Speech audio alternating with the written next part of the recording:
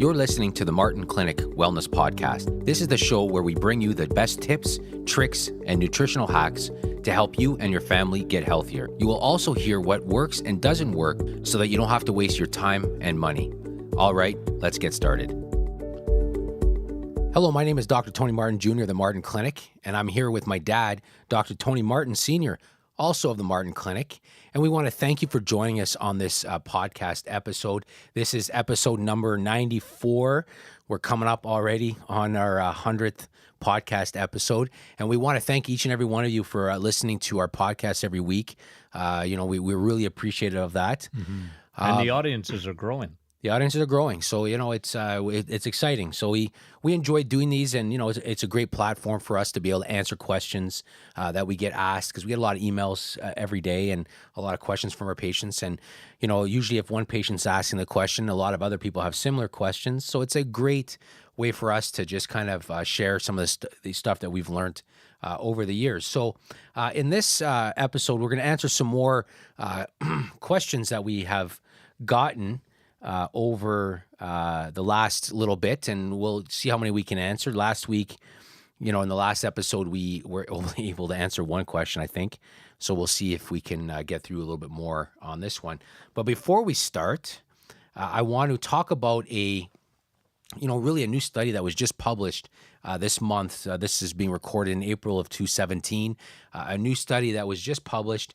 And, basically the gist of the study is basically saying this, that the disruption of the gut barrier and microbiome may be the primary cause of age-related inflammation, which obviously accelerates the aging process. So, it's interesting, over the last little while, there are really two things that stand out when it comes to aging. So if we're talking anti-aging medicine, right? People spend a lot of money spend a lot of money on anti-aging. Yeah. Who doesn't want to stay young, right? Yeah, people are, searching for that way to stay young and look young. But one of the, there are two things that really have popped up in research over the last little bit. One of them is this here, that the health of your gut plays a massive role. Yeah, a lot more than we ever thought. I mean, I used to say that, and I think this was, I would have learned this even in school, back in the 70s, that 80% of all diseases came from the gut. But now we realize that, it's much more significant than that. And it's, even though aging isn't a disease, it's certainly when the body starts rusting out and wearing out, we realize that, the gut has a lot to do with it, because the gut is never acts independently, right? Your gut, your vast majority of your hormones are in your gut. The vast majority of your immune system is in the gut. The vast majority of your bacteria, you have trillions of bacteria are in the gut. And, your brain doesn't work without the gut being right. And when it comes to aging, it's interesting because, inflammation plays a big role in aging. We talked about this before. We did a newsletter on this, a few newsletters on this, really, about the whole concept of a biological age, right? I mean, like I'm 43 years old, but my cells may be a different age. Mm-hmm. The insides of me may be, people age faster than their actual age, or they can age slower than their actual age on the inside. So they talk about this biological aging, where, based on your biomarkers, how old you really are. And so, that's why you can see, some people in their 50s look like they're in their 70s, have the health of a 70s, and other people in their 70s have the health of the people in their 50s, right? Yeah. It's just, It's that whole concept of biological aging, which is interesting, and people are chasing that. And so when it comes to aging, inflammation plays a big role, and there are numerous sources of inflammation. We're finding out now that a major cause of that comes from the gut. If you have, leaky gut, and it's funny, whenever we do a podcast or we do an article or we do something about leaky gut, you always get, some internet troll always, there's no such thing. It's a made up fake condition. Fake news. That's, they always get somebody, that's fake, it's a made up condition. that is utter nonsense. There there's a lot of research that talk about things like the joint gut connection, the gut brain connection, the gut skin connection. They call them the axis, right? The gut joint axis, gut brain axis, gut skin. What do you think that is? That's leaky gut. How in the world can the gut affect your joints? Leaky gut. Yeah. And they've shown this now. And the gut brain axis, that's a big, and we're going to talk about that coming up in a few minutes here. But I mean, your brain health has a lot to do with the health of your gut. Yeah. And the funny thing is that people can have, they don't have digestive symptoms. And that's really one of the unfortunate things when it comes to leaky gut. A lot of people do have digestive symptoms, but a lot of people with leaky gut have no digestive symptoms whatsoever. No, they have other symptoms. They might have sinus issues, Acne, acne, psoriasis. skin. Yeah, exactly. Eczema and all Joint sorts- pain. joint pain, and their memory, things like that. Where depression, like you said, we're going to hit about that in a minute. But when you look at that too, like when you think of what leaky gut, how let's just go over a little bit. Like, how do you get leaky gut, right? Well, Like, and that's where does leaky gut come from, right? if you were to backtrack something triggers inflammation that leads to damage of the cells that basically protect. It's that barrier between your bloodstream and your digestive tract. There's a barrier there. And for some reason, they either get attacked with an autoimmune issue going on, but at the end of the day, there's an inflammatory reaction that causes a disruption of that gut barrier, right? So it's a great term. Leaky gut is a great term because, at the end of the day, the gut is leaking into the bloodstream. Mm-hmm. It is one of those diagnosed names.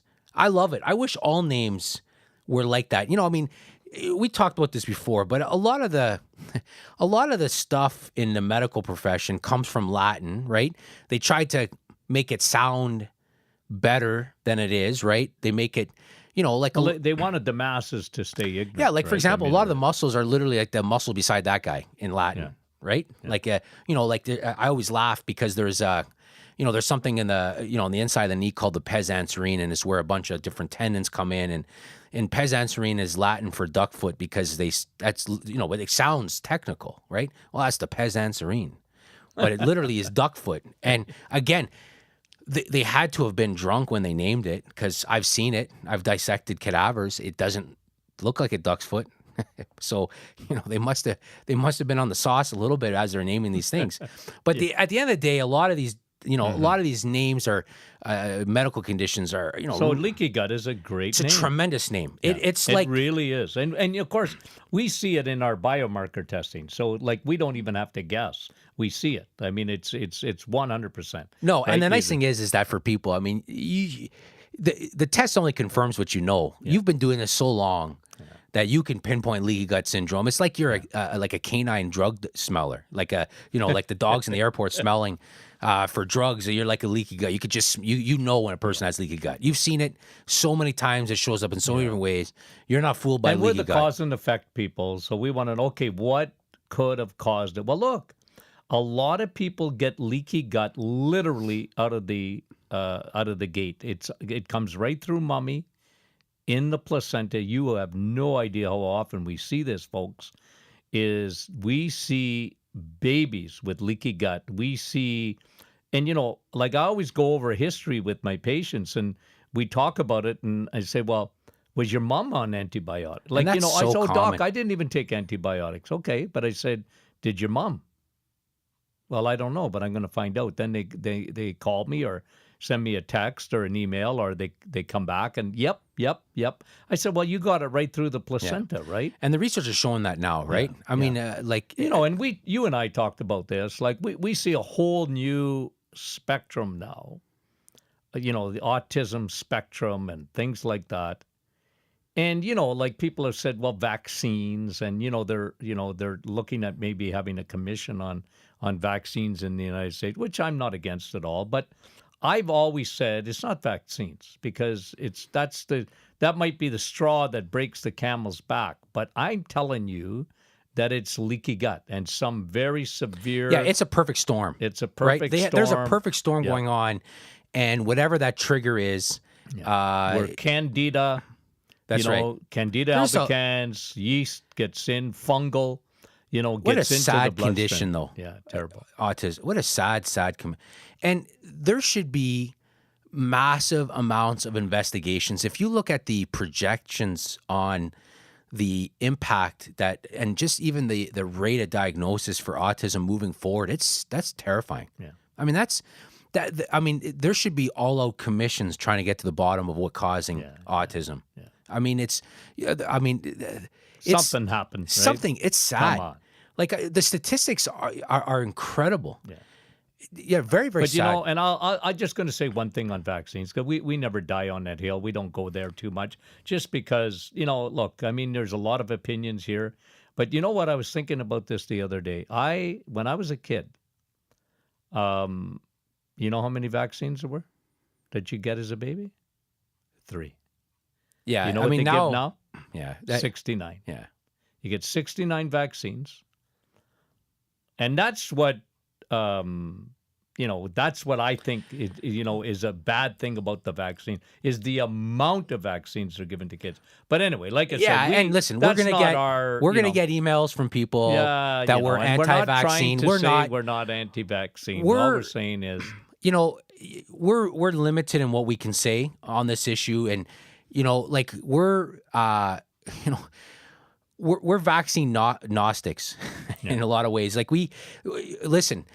Except for the flu shot. Yeah, flu shot. They say themselves every year it's useless. Yeah. Oh, sorry. Every year you can you could predict the marketing cycle every year of the flu vaccine, right?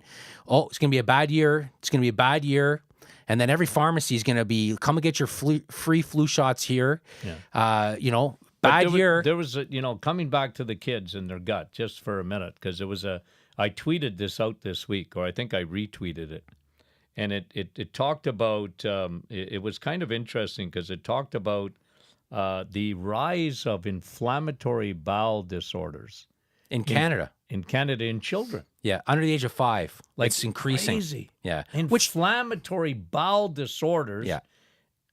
In children under 5 years old. And again, it's a perfect storm, right? Because kids now, we've talked about this in newsletters before. Kids now grow up on processed foods.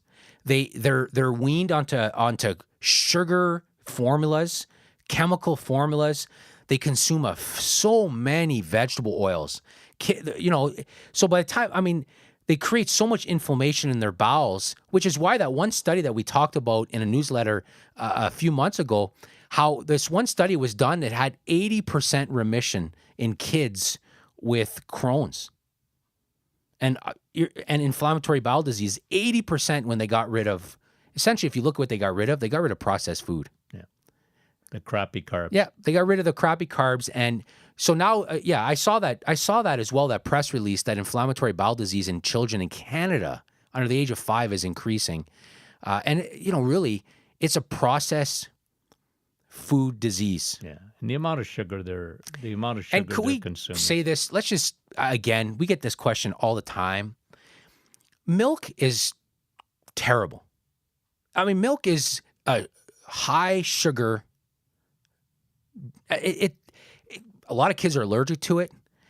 A lot of people have hidden sensitivities to it. Causes a lot of asthma-like symptoms in kids and teens. Yeah. It's high sugar. It's not even milk, though. No, that's the thing. Really It's so denatured. We should say that, really. Unless you got a cow in milk the backyard. Today. Let's just say the milk that you buy on the shelf today is processed sugar. It's a sugar drink. Yeah. So if you have young kids, might as well have a Pepsi. They should be drinking milk. Drink water. Yeah. Don't get them started on milk. You're not doing them any favors. No, they don't people need it. think calcium. Well, calcium from dairy, first of all, is extremely overrated. Extremely overrated. It's very acidic. And it's sugar. And not only that, if you look at the correlation studies, nations that consume the most amount of milk have the highest levels of osteoporosis. So it's not, and Canada being one of them. And we got a calcium overload. It's not. The issue is not dairy. It's not milk. Your kid does not need milk. Yeah. So a lot of these inflammatory bowel disorders in kids, they're consuming dairy grains, like high refined, processed vegetable oil type grains, right? So, anyways, that's an interesting thing. And so going back again to what you mentioned, the causes of leaky gut, inflammation. But you know what a big cause of leaky gut is for a lot of people? Cortisol, Yeah. stress, Yeah. right? Cortisol levels affect the gut. Yeah. It has a unique Well, effect. it diverts the blood supply. Think of it, right? Yeah, 'Cause fight or it's- that's right. You're not in that rest and digest. You're in that fight or flight. So it's affecting the blood flow. It increases it causes an inflammatory reaction in the gut. Yeah. It causes a lot. There are a lot of people that have leaky gut because of elevated cortisol. We mentioned another one: processed vegetable foods, vegetable oils, Yeah. sugars. Omega-6, right? Just High sugar diets. yeah. There's a lot of reasons why leaky gut is really Painkillers. Yeah, painkillers is another big one as well. Medications, NSAIDs, folks. If you're on that, antacids. you know how many people live on Tylenol, Yeah. Advil. They take it every day, and I feel for them because they got pain and they don't take it for no reason, but they have headaches or whatever. They live with that stuff, Yeah, and they don't realize they're creating massive. Well, there's a problem. mentality in a sense of, hey, it's over the counter, it's safe, right? I mean, it's it unfortunately, and it's marketed kind of that way, right? Like They're showing, like we've talked about this too in the past, like you said, antacids and how many. Well, we're big proton pump hockey fans, inhibitors, right? We're big hockey fans, and we're still a little bummed that our Montreal Canadiens were eliminated from the playoffs. Depressed. But how many times in a hockey game do you see a commercial basically for like Nexium, for example, and the person can, one person's suffering, the other person can eat whatever they want. Go ahead and eat whatever you want. Yeah, having 4 pizzas. Anything you want, just take a Nexium. Yeah. But that's not without cost, right? Not only, look at what it does to the bones, and we've leaky gut. We've done a previous episode on antacids. You can go back and listen to that because we talk a lot about that. But okay, now let's go. We're already 16 minutes, almost 17 minutes into this podcast. We haven't got to the question that was asked to us. So let's go at that one question. Somebody asked us this question. Hey, they're on antidepressants and they want to get off of them. Is there anything they can do naturally? Now, let me start by before you even answer this, because this is where your area is here. We never tell anybody to get off any medication. We didn't put them on the medication. They got a doctor who can take them off or put them on. That's not us. We never tell anybody to get off their medication. We didn't put them on it. It's up to their doctor, their prescribing doctor, to take them off. So whenever we answer these questions, we're not telling this person to get off meds by any means. But what we do like to do is talk about things that we know have worked for patients in the past. And just like depression, we wrote a newsletter on it this just past week. You can't downplay nutrition on the effect. If you don't think that the human brain and the chemistry and the neurochemistry and the inflammation of the brain has nothing to do with food, well, it's crazy. You're on the wrong podcast if you don't think. And the we brain know it, and we see it. Mental health can absolutely. It doesn't mean it's like that for everybody, but it absolutely can be influenced by diet. And you know what? I've had people, and I'll tell you this, that where I have shown, and then their doctor actually, really is, thrilled, because after doing biomarkers and we're testing them and we see, they've been on antidepressant for years, and they said, well, look, we're going to look at your deficiencies. We're going to look at we're going to do a full workup to see what your deficiencies are. And consistently, we find, 4, 5 factors. Let's talk about 4 or 5 things that if you are depressive or you've been diagnosed with depression, these are 4 or 5 things that you may have that might be affecting your brain. And even bipolar. If you have a tendency to go, up, down, and these are things that generally I see and we see at the Martin Clinic. Okay, so number one, I'm not going to put them in any specific order. They're just almost invariable. One, B12. Yeah, B12 is a big one. Yeah, it's a big, big deficiency. And remember, folks, there's a couple of ways.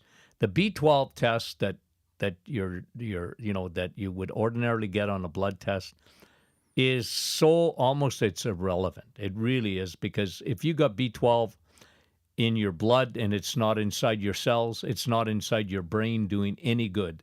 So we love doing a saliva test to look at B12, and it's so unbelievable, because if you don't have enough B12 in your cells, it's not doing you any good. And what percentage would you say of people, even that have no depressive symptoms, like percentage patients wise, that come in that are low in B12? 80%. Yeah. I mean, it's you know why? Because if you're on... Well, we're scared of red meat, first of all. Yeah, we're scared of the red meat. We don't eat it. We bought the lie about red meat, and, people are worried, oh, doc, cholesterol, and, it's no good. And well, every study that comes out, I shouldn't say that. A lot of studies that come out on red meat, correlation, the news media runs wild with it, right? Yeah. But again, there's so many holes in those studies. They're almost not even worth talking about, but people ask about them all the time. And, for example, if you're eating today at Wendy's and you're having a burger and a fry, they consider that a meat eater. So that's the issue. They're counting, there's no studies. Talking about the French fries. No, in fact, there's no studies that really look at somebody who's eating good. A lot of these meat eaters in the studies, if you look at the other factors, and if you remove the other factors, then it doesn't show what they're trying to show, such as smoking and drinking and inactivity and all those things, right? So they're all lumped in together. Folks, you don't get B12 unless you're eating red meat. You can get them from oysters and stuff like that, but unless you're in Boston and you're the East Coast, like how many oysters are you eating? Yeah. You can get it from, like vegans can get B12. They can get it. Some vegans will eat oysters, but you can get it from seaweed. Yeah. But you got to eat seaweed. And you got to eat a lot of it. Like, I mean, that's the thing. I mean, you could do it. There's nothing like animal protein. No, and some people don't eat. For B12. It's just the way it is, folks. And I tell my vegan friends, I have thousands of vegan patients, and I say, well, look, you got to supplement. You got to supplement because you're not getting it. You're not getting it. You're not eating eating seaweed or oyster. My doctor said my tests were good, and then they come in and do our test, and and they have the B12 symptoms as well. Oh yeah, sure. They don't feel good. They don't feel good. Their hair is not as good as it used to be, and their brain is not as sharp, and they don't have the energy. And so B12, because we're running out of time here. So B12, vitamin D. Vitamin D is a big one. Huge. Like vitamin D, your brain needs vitamin D. And what a correlation, right, between low levels of vitamin D and depression. It's almost invariable, and people they're so scared of taking the right amount of vitamin D. We recommend at least 4,000. Yeah, most people do well with 4,000. And a lot of times we go way higher. Depending on the person. Easy. Yep. Get tested, folks. Get a biomarker. If you're listening to us and you haven't had a biomarker done in a while, time to do it again. It really is worth it. And the next time you're with your family doctor, ask to have your vitamin D levels checked. Yeah. And then message us, and we have what we like with optimal range, right? There's optimal ranges we like. But yeah, I mean, definitely B12 is another one. What's another one? B12, vitamin D. Magnesium, big one as well. Magnesium, your brain needs magnesium. And again, and what percentage of people are low in magnesium in your clinic? Just a rough guess. I bet you 60, 70%. It's amazing, So B12, amazing. Very common. And, D, very common. Yeah. And magnesium, quite common, and omega-3, right? And that's we a look big at their omega-3 level. They're very low. They have an inflammatory status going on. They're not taking enough amount of DHA, which you absolutely need. You need that long-chain fatty acid. One of the problems that we have with studies on fish oil or stuff like that is they don't take enough. Yeah. I mean, these people have so much inflammation. They have such a skewed ratio of omega-6 to omega-3 that they need to take a lot more. And a lot of people take omega-3. They do, because they know it's good, and even the doctors will tell them, it's a good thing. But they're taking like 1 gram. Yeah, 1 gram. So they go, 1 gram, but not it's like 200, not even 200. Yeah, sometimes 125 mgs of DHA, which is the brain part is your DHA, folks. It needs a DHA for fuel. I take at least 2 grams of DHA every day. Yeah, we recommend for most people about 2 to 2.5 grams of DHA if they're healthy. Yeah. If they're healthy. I want to keep my brain sharp, right? See, I take a lot more DHA every day, Yeah. for sure. But I lift weights, and I'm more prone to inflammation because of that. I lift heavier weights and stuff like that. So I just take a lot more DHA. So good for you. It's good for your brain. It's good for a lot of things. Yeah, it's good for everything. So again, okay, so let's just wrap this up. If you or a family member has depression, there's a good chance. Again, we're not telling them that this is gonna get rid of their medication. We're not saying that, but there's a good chance that they are deficient in one of those 4 things. Usually, all 4. And leaky gut. And leaky gut. Yeah, it's probiotics too. Leaky gut, So leaky 5 brain, things. 5 things. You just assume if you have depression, you have leaky gut. That's number 1. So leaky gut, vitamin D, B12, magnesium, and omega, specifically DHA. Yeah. And that's, again, like you said, that's so common. Those are so common deficiencies. All right. Well, we want to thank you for joining on the, us on this episode. We covered a lot of different topics on there. If you have any questions, email us at info@martinclinic.com. If you don't get our newsletters, we talk about a lot of this stuff in our newsletters. You can join our newsletters. Just go over to martinclinic.com and you can join our newsletters there. You can also check us out on Facebook. I know you do a Facebook Live pretty much every Thursday, answer questions, great interaction with people watching. So that's another thing as well. And again, if you haven't left us a review on iTunes, that would really help us out a lot if you do that. It allows this episode to be shown to a lot more people. So you can go ahead to iTunes, just search our podcast and just leave a review. It takes a few seconds to do that. We'd really appreciate it. Again, thank you for listening, and we'll talk to you again soon.